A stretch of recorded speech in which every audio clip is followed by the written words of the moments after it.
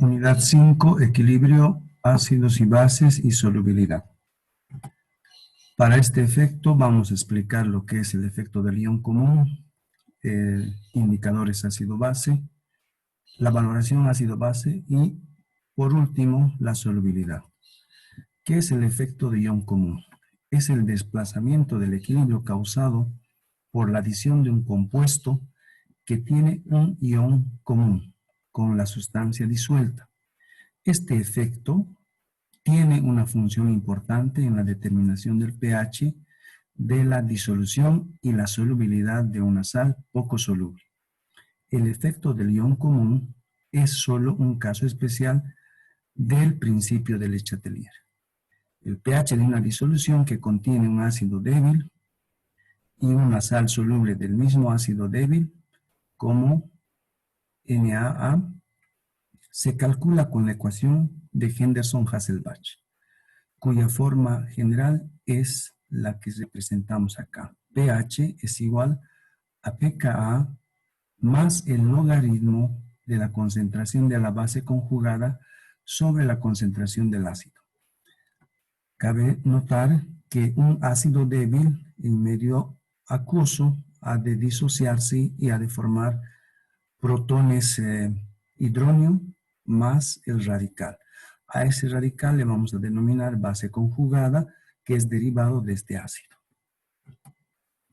Un ejemplo en el cual vamos a calcular la disolución de ácido acético 0,20 molar, y como inciso B, cuál es el pH de la disolución que contiene tanto ácido acético 0,2 molar como acetato de sodio 0,3 molar. Nos da la constante de ionización igual a 1.8 por 10 a la menos 5. En la reacción de disociación del ácido acético, representamos de esta manera. Acá tiene que ser más 1 por si acaso. Al inicio es 0,2, de acuerdo al problema, 0 y 0. En el equilibrio, 0,2 menos x, x y x. De esta expresión podemos obtener la constante de equilibrio, que es igual a x al cuadrado sobre 0,2 menos x. Pero además a 1.8 por 10 a la menos 5, que es la constante de equilibrio. Para poder resolver, asumimos que en el denominador el x es igual a 0 y podemos obtener el pH como menos el logaritmo de la raíz cuadrada de la constante por la concentración inicial, que reemplazando los datos tendríamos un pH igual a 2,72. Para el caso del inciso B, vamos a aplicar la ecuación de Henderson-Hasselbalch, donde el pKa es igual a menos el logaritmo de Ka.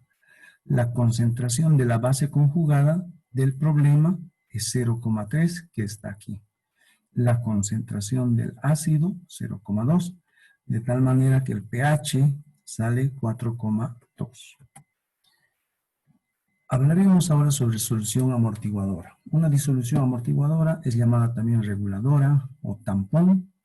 Es una disolución de un ácido débil o una base débil.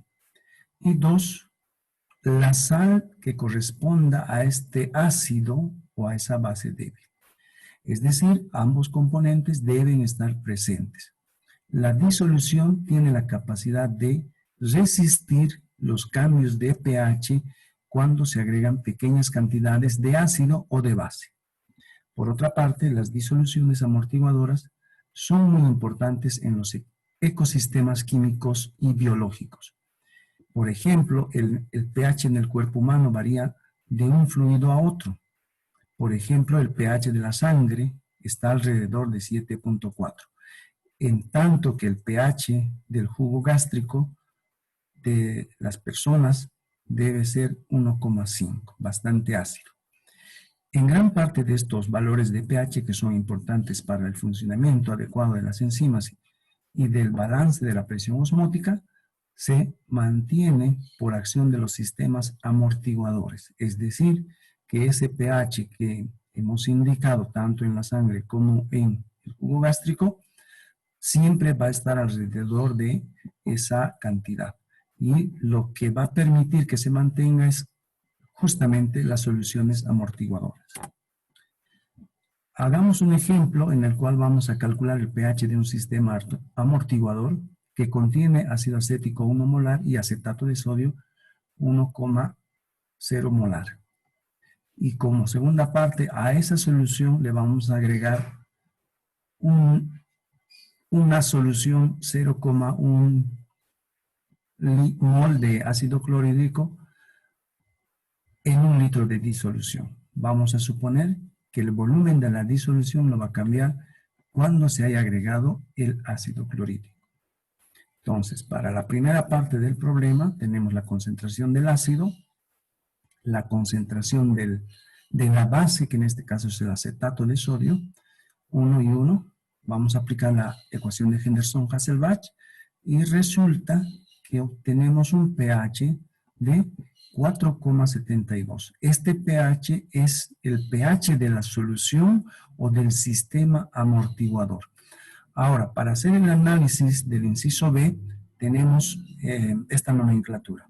Concentración del ácido, concentración de la base, volumen de la solución que se va a mantener constante, cantidad de ácido clorhídrico que vamos a llamar como C'(A), que es el segundo ácido que estamos agregando, y vamos a aplicar la siguiente ecuación. El pH es igual a menos el logaritmo de la constante de acidez multiplicado por la concentración del ácido por el volumen más la concentración del ácido que se está agregando por el volumen que se mantiene constante sobre la concentración de la base multiplicado por el volumen menos la concentración del ácido agregado por el volumen. No se olviden que el corchete significa concentración y para el caso del ácido aumenta y para el caso de la base ha de disminuir. Entonces, haciendo nuestro cálculo, resulta que sale 4,66. Si ustedes se fijan, la adición del ácido clorhídrico, que es un ácido fuerte, ha influido de alguna manera y el pH ha variado muy levemente. La función justamente que cumple la solución amortiguadora es que estos pHs traten de mantenerse alrededor de un valor. Ahora hablaremos un poco sobre los indicadores ácido-base. ¿Qué es un indicador ácido-base? Son compuestos orgánicos de fórmula compleja cuyo color cambia según el pH del medio en el que se encuentre. Entonces, en esta reacción de manera general podemos ver que la característica ácida del indicador en medio acuoso ha de ser que se disocie dando un radical. Este radical va a tener un color diferente a la parte ácida. Para que el ojo humano aprecie con claridad la diferencia entre los colores, la concentración de una forma debe ser entre 10 a 100 veces superior a la otra, por lo que el cambio de color se produce de manera gradual en un intervalo de 1 a 2 unidades de pH. Eso tenemos que tomar en cuenta al momento de seleccionar el indicador para hacer la titulación. En esta tabla quiero mostrarles cómo va cambiando algunos indicadores bastante comunes, pero voy a hacer énfasis en la fenolftalina, que es uno de los indicadores que utilizamos bastante en laboratorio, que en medio ácido es incoloro, tiene un pH de viraje de 8,2 a 9,8 y va a cambiar a medio básico a un violeta o rosado fucsia, que en algunos casos podemos decir, ¿no? Otro indicador que también se utiliza bastante es el rojo de metilo, que en la forma ácida es de color rojo, tiene un rango de viraje de 4,4 a 6,2 y que en medio básico es un amarillo medio naranja, ¿no? Eso de manera general, algunos indicadores ustedes pueden apreciar acá, por ejemplo el anaranjado de metilo, el azul de bromotimol, el rojo neutro, etc. Los indicadores de pH nos permiten determinar el punto final de la valoración, es decir, el punto en el cual se ha llegado al equilibrio entre el ácido y la base. Para ello se debe hacer una correcta elección de un indicador, de modo que vamos a considerar lo siguiente. El indicador en el punto de equivalencia debe encontrarse en el intervalo de viraje. Se deben utilizar cantidades muy pequeñas de indicador, de 2 a 3 gotas más o menos, de tal manera que no interfiera de manera apreciable con los reactivos. Por otra parte, el punto final se corresponde con el primer cambio neto de color detectable y que además sea persistente por lo menos durante 20 o 30 segundos. Esto lo vamos a poder comprobar al agitar levemente nuestro recipiente en el cual estamos colocando la reacción de coloración. Bien, pasaremos ahora a lo que son las valoraciones ácido-base.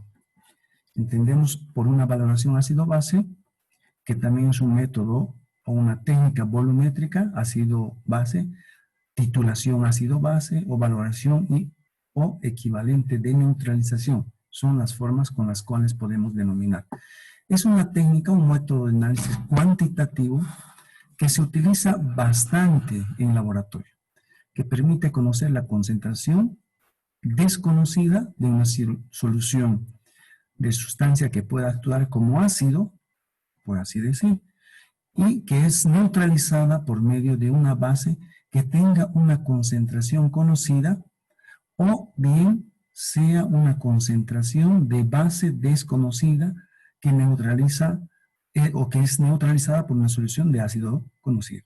Entonces, en un esquema de manera muy particular podemos observar acá la bureta, va a estar la solución de concentración conocida y en el Matras-Erlenmeyer vamos a tener la solución desconocida, su concentración, ¿no? Ahora, como una segunda parte de lo que es la titulación o la valoración ácido-base, vamos a mencionar las partes que tiene una curva de valoración, que en realidad es la representación gráfica de lo que sucede al hacer una titulación. Y para eso en el eje Y vamos a colocar el pH de 0 a 14. En el eje X vamos a colocar el volumen que se está gastando y vamos a poder apreciar principalmente 4 zonas en las cuales tenemos que hacer bastante énfasis. El primero, podríamos decir, es el inicio de la titulación, donde el pH va a depender solo del ácido o de la base que estemos titulando. El segundo sector, que vendría a ser esta curva, que se acerca hasta este punto, se denomina antes del punto de equivalencia, donde van a actuar las soluciones reguladoras tanto de ácido como de base para poder determinar el pH. Cuando lleguemos a este punto donde observamos un cambio de concavidad en la curva, este punto es clave porque se denomina punto de equivalencia, donde el ácido y la base están en las cantidades equivalentes, ¿no? Y posteriormente tenemos esta otra zona que empieza a ascender y de pronto casi se vuelve constante, que se denomina después del punto de equivalencia, donde el exceso de la base fuerte o del ácido fuerte ha de determinar el pH. Entonces, no se olviden las partes que vamos a utilizar para una curva de valoración. Por otra parte, el punto de equivalencia, el valor del pH, antes de iniciar la valoración se debe elegir un determinado indicador para poder pues tener una correcta lectura de los volúmenes gastados. El punto de equivalencia se corresponde con el valor teórico de la valoración, pero en la práctica no es posible saberlo con exactitud. En dicho punto habrán reaccionado cantidades estequiométricas de ambos reactivos y el pH de dicho punto depende de la fuerza relativa del ácido y la base empleados. Para conocer dicho valor, se pueden emplear las siguientes reglas. Entonces, vamos a recordar estos 3 puntos que los estoy mencionando. Cuando se hace una titulación, por ejemplo, de ácido fuerte con una base fuerte, el pH en el punto de equivalencia ha de ser siempre igual a 7. cuando se hace una titulación de un ácido débil con una base fuerte, el pH en el punto de equivalencia ha de ser mayor a 7. Pero si hacemos la titulación de un ácido fuerte con una base débil, el pH ha de ser menor a 7. Veamos ahora el cálculo de la concentración y el volumen en el punto de equivalencia. Estos requisitos son importantes cuando estamos haciendo una titulación. Vamos a analizar dos casos. El caso en el cual la reacción es estequiométricamente el ácido con la base 1 a 1, donde la relación de moles ha de ser el mol del ácido sobre el mol de la base igual a 1. Es decir, mol de A es igual a mol de B. Por lo tanto, podemos decir que la concentración del ácido es multiplicado por el volumen del ácido es igual a la concentración de la base multiplicado por el volumen de la base. Además, esta nota aclaratoria coloco para indicar de que cuando multiplicamos la concentración por el volumen, vamos a obtener como resultado los moles. Es decir, que si acá estoy multiplicando concentración por volumen, por volumen, es equivalente a moles del ácido y moles de la base. Para el caso 2, analizamos una reacción ácido-base donde los coeficientes de la reacción son diferentes a la unidad. En este caso es 2 y 3, de tal manera que la relación del mol de A respecto al mol de B es 2 a 3. Despejando y haciendo operaciones matemáticas, el 3 pasa a multiplicar, el mol de B pasa a multiplicar y tendríamos esta relación. Y obtenemos que 3 veces la concentración del ácido multiplicado por el volumen del ácido es igual a 2 veces la concentración de la base multiplicado por el volumen de la base. Recordamos que el valorante de la concentración conocida va en la bureta y el volumen problema va en el Matraser-Lingmeyer. Una abreviación de la nomenclatura podemos observar aquí donde está el significado de la concentración y los volúmenes. Vamos a ahora aplicar un ejemplo en el cual vamos a observar cómo se debe determinar el volumen de la base en el punto de equivalencia, teniendo como datos volumen del ácido, concentración del ácido y concentración de la base. Para eso vamos a utilizar esta reacción, donde podemos observar que es 1 a 1 la estequiometría y la correspondencia con la concentración y el volumen está determinada de manera unitaria. Entonces, haciendo el reemplazo de los valores que tenemos de concentración, podemos determinar el volumen de la base en el punto de equivalencia. De igual manera, en un ejemplo 2 que muestro acá, dice determina el volumen de la base en el punto de equivalencia al titular 25 ml de ácido sulfúrico con una solución 0,7 molar de hidróxido de sodio. Entonces, para tal efecto, planteamos nuestra reacción. Observen que en esta reacción, al igualar, tenemos que colocar un coeficiente de 2 a la base. Ese coeficiente va a influir justamente en la igualdad de la concentración multiplicado por el volumen, porque va a ser 2 veces la concentración del ácido por el volumen, igual a 1 vez la concentración de la base por el volumen. Y esto va a permitir hacer el cálculo correcto del volumen de la base, que va a ser igual a 14,3 ml volumen del hidróxido de sodio en el punto de equivalencia.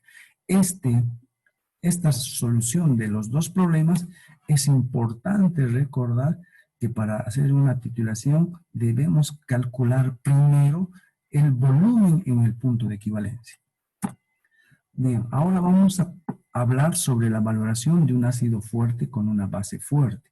Y para eso me planteo el siguiente problema. Se valora 25 ml de ácido clorhídrico 0,1 molar con disolución de hidróxido de sodio 0,1 molar y nos pide que realicemos los cálculos de pH y elaborar la curva de valoración. La reacción de valoración es el ácido más el hidróxido, me va a dar cloruro de sodio más agua. No se olviden que si aparece agua, es una reacción de neutralización.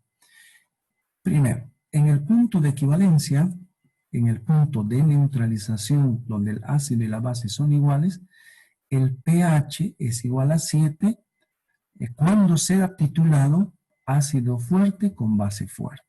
¿Sí? Por otra parte, es importante determinar el volumen en el punto de equivalencia y para eso vamos a aplicar lo que habíamos explicado. La concentración por el volumen del ácido es igual a la concentración por el volumen de la base. Reemplazando datos, verificamos que en el punto de equivalencia el volumen que debemos gastar de manera teórica es 25 ml. Seguidamente, vamos al punto de inicio para calcular el pH antes de comenzar la valoración. Este va a depender solamente de la concentración del ácido fuerte en este caso, es decir, que van a ser iguales a la cantidad o a la concentración de iones de hidrógeno, que en este caso es 0,1 molar, debido justamente a que es un ácido fuerte. Entonces el pH va a ser igual a menos el logaritmo de la concentración de iones de hidrógeno y obtenemos el pH de 1. El tercer punto que viene es antes del punto de equivalencia, en el cual estoy proponiendo yo acá una tablita para que ustedes completen. Yo les voy a explicar cómo se calcula para 5 ml, pero ustedes calculan para 10, para 15 y para 20, ¿no? Entonces tienen que completar. ¿Cómo determinamos el pH en el punto de equivalencia? Antes del punto de equivalencia. La concentración del ácido clorhídrico ha de ser igual a la concentración de iones de hidrógeno y ha de corresponder exactamente a esta ecuación. La concentración del ácido por volumen del ácido menos la concentración de la base por el volumen de la base sobre el volumen del ácido más el volumen de la base. Que para nuestro caso tenemos que utilizar los 5 ml, es decir, 0,1 por 25 menos 0,1 por 5, sobre 25 más 5, que vendría a ser el volumen que se está añadiendo de hidróxido. Esto va a salir 0,0667, por lo tanto el pH ha de ser 1,18. Entonces ustedes completan de la misma manera para 10, 15 y 20. El siguiente punto a ser determinado y el último es después de que hayamos pasado el punto de equivalencia, donde aclaramos que va a predominar la concentración del hidróxido. Es decir, que el componente mayoritario ha de ser el hidróxido de sodio. Entonces el pH se calcula a través de 14 más el logaritmo del producto de la concentración por el volumen de la base menos el producto de la concentración por el volumen del ácido sobre el volumen total, que equivale a decir la suma del volumen ácido más el volumen de la base. En este caso vamos a proponernos una tabla en la cual vamos a calcular para 26, ustedes practican para 28, para 30 y para 35. Entonces, reemplazando los valores, acá fíjense, los 26 ml están colocados acá y en la parte del denominador. Haciendo operaciones nos sale 11,29. Una vez que hayamos concluido de sacar todos estos datos, que los vamos a reflejar en una tabla, como volumen añadido y pH calculado, ustedes pueden dibujar en un eje de coordenadas donde vemos el pH, el volumen agregado o el volumen gastado de hidróxido y nos ha de salir estos puntos. Que al unir estos puntos vamos a obtener esta curva que se denomina curva de valoración, ácido fuerte, base fuerte en esta concentración, 0,1 molar de ambos. Y obviamente acá les estoy mostrando cómo se calcula el pH en cada uno de estos sectores, ¿sí? Otro ejemplo que tenemos es la valoración de ácido débil con base fuerte. Se valora, dice, 25 ml de ácido acético, 0,1 molar, con una disolución de hidróxido de sodio 0,1 molar, que vendría a ser una base fuerte, y nos piden que elaboremos los cálculos de pH y la curva de valoración. Tenemos un dato adicional, que es la constante de acidez del ácido, de 1.8 por 10 a la menos 5 y además la constante de equilibrio del agua, que es 1 por 10 a la menos 14. Entonces, la reacción que proponemos para esta titulación, el ácido acético más el hidróxido va a generar una sal, acetato de sodio más agua. No se olviden que en la bureta está el hidróxido de sodio de concentración conocida y en el Matras-Erlenmeyer el ácido acético de concentración desconocida, pero de un volumen de 25 ml. Procedamos entonces. Primero vamos a determinar el punto de equivalencia, es decir, el punto de neutralización, en el cual es importante determinar el volumen que vamos a gastar. Y para eso aplicamos esta ecuación tomando en cuenta que nuestra reacción es 1 a 1. Reemplazando, tenemos que el volumen es igual a 25 ml. En el punto de equivalencia, entonces, la ecuación matemática que vamos a utilizar para poder calcular el pH es igual a 14 más el logaritmo de la raíz cuadrada del Kw multiplicado por la concentración y el volumen de la base. Todo eso dividido entre la concentración del ácido multiplicado por la suma de los dos volúmenes, tanto del ácido como de la base. Haciendo nuestros cálculos y habiendo determinado el volumen de la base, podemos determinar que el pH en el punto de equivalencia ha de ser 8,72. Seguidamente, hacemos el cálculo del pH al inicio de la reacción, antes de hacer la valoración, donde indicamos que el pH va a depender solamente de la concentración del ácido débil y su constante de ionización. Entonces, es igual a menos el logaritmo de la constante, raíz cuadrada de la constante, por la concentración del ácido. Reemplazando, obtenemos un pH de partida de 2,87. Seguidamente hacemos el análisis antes del punto de equivalencia y para eso nuevamente nos trazamos volúmenes que vamos a agregar, 5, 10, 15 y 20. Yo les explico cómo se calcula para el primer volumen y ustedes completan para los volúmenes acá mencionados. Entonces vamos a recurrir a otro cálculo matemático donde dice que es menos el logaritmo de la constante de acidez multiplicado por la diferencia de la concentración por el volumen ácido menos la concentración por el volumen de la base. Todo eso dividido entre la concentración de la base por el volumen de la base. Haciendo nuestro reemplazo de datos, obtenemos que el pH cuando hemos agregado 5 ml del hidróxido es exactamente 4.14.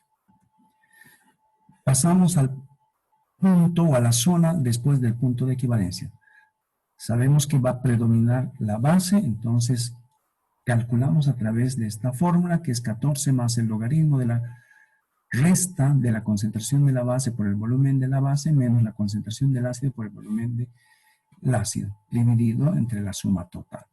Y obtenemos un pH de 11,29 para un volumen de 26. Ustedes completan para 28, para 30 y para 35. Seguidamente tenemos que hacer el gráfico de la curva de valoración y para eso hemos tenido que completar esta tabla donde se refleja de igual manera a la anterior el volumen que se va a agregar de hidróxido y el pH que estamos determinando. De manera general les muestro cómo se calcula en cada zona el pH para tener presente y después hacer la gráfica de cada punto en un eje de coordenadas. Bien, pasaremos ahora a lo que es equilibrio de solubilidad y hablamos de las reacciones de precipitación. Son importantes en la industria, la medicina y la vida diaria. Por ejemplo, para hacer la preparación del carbonato de sodio, se hace por precipitación. El esmalte de los dientes formado por la hidroxiapatita se disuelve en medio ácido y produce las caries. El sulfato de bario es insoluble opaco en los rayos X y se utiliza para el diagnóstico de trastornos del tracto digestivo. Las estalactitas y las estalagmitas que están constituidas de carbonato de calcio son producto de una reacción de precipitación, al igual que muchos alimentos como el dulce de chocolate. Entonces, estos son ejemplos de equilibrio de solubilidad para que ustedes vean la importancia que tiene. El producto de solubilidad una disolución saturada de cloruro de plata que está en contacto con cloruro de plata sólido, es decir, una parte en solución y otra parte sólida, se dice que está en equilibrio de solubilidad cuando se presenta como lo siguiente. La reacción de solubilidad vamos a poder observar de esta manera. El sólido se va a disociar en una parte acuosa positiva y una parte acuosa negativa, cuyo KPS, que vamos a denominar producto de solubilidad, ha de ser la concentración de los productos sobre la concentración de los reactivos. Pero en este caso no tomamos en cuenta el sólido porque su concentración no va a cambiar. Y eso habíamos visto cuando mencionamos equilibrio químico. Entonces, de manera definitiva decimos que KPS es la constante del producto de solubilidad, o también se llama producto de solubilidad. El producto de solubilidad de un compuesto es el producto de las concentraciones molares de los iones que los van a constituir. Cada una está elevada a la potencia del coeficiente estequiométrico en la ecuación de equilibrio. Por ejemplo, acá tengo el fluoruro de magnesio que se va a disociar en medio acuoso y va a generar 2 moles de fluoruro. Ese 2 va a influir como exponente en la concentración del fluoruro. En este otro caso, el ortofosfato de calcio se disocia en calcio y fosfato, ortofosfato, pero para hacer la igualación acá tenemos que agregar un 3 por el calcio que tenemos, acá un 2 por el 2 que tenemos como subíndice, y en la expresión del producto de solubilidad vamos a poder observar que la concentración va a estar elevado al cubo para el caso del calcio, y para el caso del fosfato va a estar elevado al cuadrado debido a los coeficientes que tiene la reacción. Acá tengo una tablita que he sacado del texto de química de Raymond Chan, 10ª edición, en la cual podemos observar algunos compuestos cómo están cambiando sus productos de solubilidad a 25 grados centígrados. El producto iónico que vamos a simbolizar con la letra Q nos va a ayudar a predecir si se ha de formar un precipitado. Además, podemos considerar que Q tiene la misma expresión que el KPS, pero sus concentraciones no han de estar en equilibrio. Entonces, si calculamos Q y podemos comparar con KPS, lo vamos a hacer de estas 3 maneras. Si Q es menor a KPS, vamos a poder decir que no hay precipitación. Si Q es igual a KPS, significa que la disolución está saturada. Y si Q es mayor a KPS, significa que la disolución es sobresaturada, que podemos observar en estos gráficos. Por otra parte, la solubilidad molar, que se simboliza con la letra S, y la solubilidad son formas de expresar una solubilidad de una sustancia. Estas formas de expresar las vamos a conocer de 2 maneras. La primera, que vamos a decir solubilidad molar, que va a ser el número de moles de soluto por litro de solución saturada, es decir, mol sobre litro, y la otra solubilidad, simple así, que es el número de gramos de soluto sobre litro de solución saturada, gramos sobre litro. Un ejemplo de solubilidad es el que menciono acá para el sulfato de calcio, que tiene 0,67 gramos sobre litro.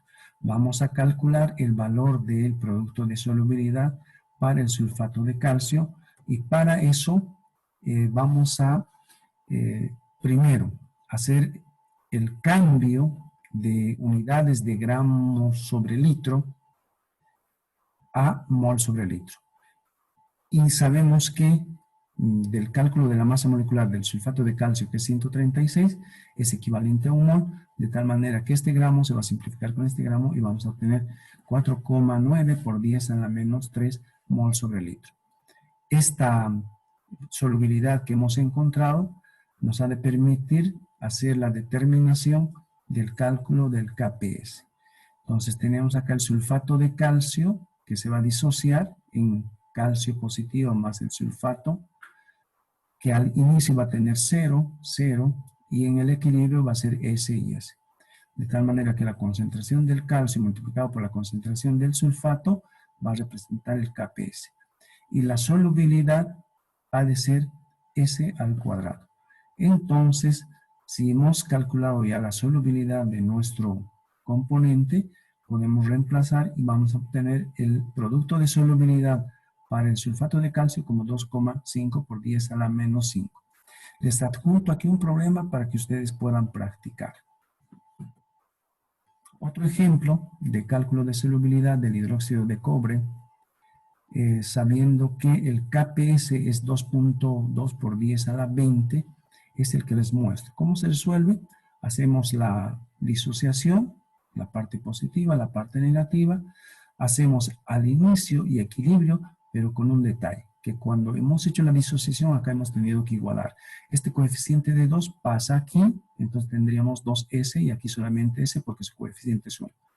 De tal manera que la expresión del producto de solubilidad ha de ser la concentración del cobre 2 por la concentración del OH, pero elevado al cuadrado. Reemplazando tendríamos acá S, 2S, pero al cuadrado, de tal manera que sale 4S al cubo el producto de solubilidad. Reemplazando el valor del producto de solubilidad y despejando S, que sería la raíz cúbica, es igual a 1,8 por 10 a la menos 7 mol sobre litro. Pero nos pide que calculemos la solubilidad. Entonces, este mol, con la masa molecular, que es 98 gramos, un mol, podemos determinar que es 1,8 por 10 a la menos 5 gramos sobre litro. Bien, al afectar los cálculos de solubilidad, del producto de solubilidad o de ambos, deben recordarse los siguientes puntos importantes. Acá les muestro una tablita en la cual están diferentes compuestos y cómo se expresa tanto el catión como el anión y el producto de solubilidad. Me gustaría que ustedes lo revisen para que tengan mayor información. Muchísimas gracias, espero que la presentación de esta unidad les sirva y no se olviden tomar nota de todas las observaciones que he hecho mientras yo realizaba la exposición. Gracias.